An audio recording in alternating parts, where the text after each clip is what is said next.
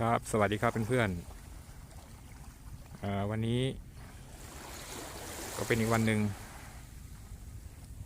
ที่เราได้มีโอกาสแวะมากินอาหารทะเลที่หาดสุชาดาครับพอดี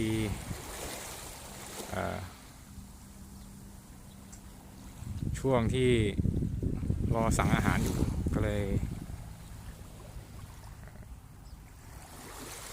อยากเก็บภาพสวยๆของวิวทะเลครับให้เพื่อนชมนี่คือบริเวณหาดสุชาดานะครับ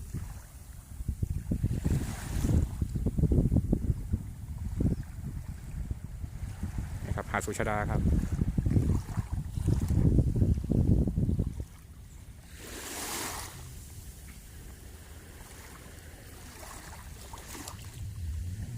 ตอนนี้เวลา 11:30 น.อยากให้เพื่อนๆมาชมน้ำทะเลใสๆ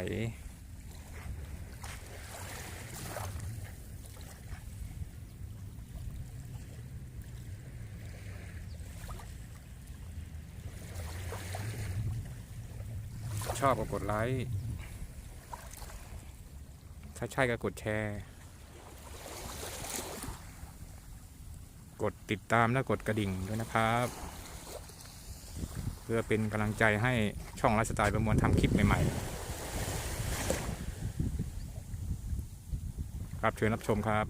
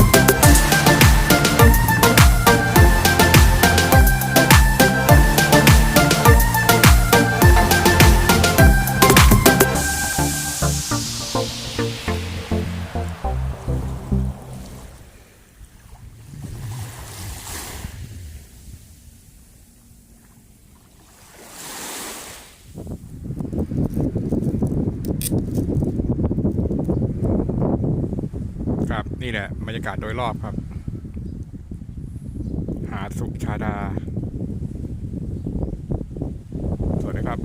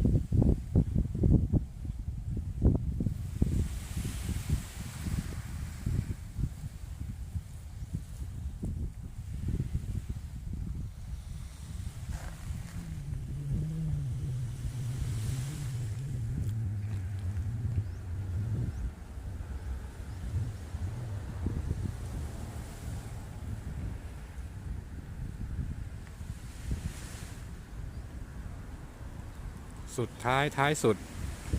ถ้าชอบก็กดไลค์ถ้าใช่ก็กดแชร์กดติดตามและกดกระดิ่งด้วยนะครับเพื่อรับชมคลิปใหม่จากช่องไลฟ์สไตล์ประมวลสำหรับวันนี้คลิปนี้ผมก็จบแค่นี้นะครับเอาไว้คลิปหน้าค่อยเจอกันใหม่นะครับครับสวัสดีครับ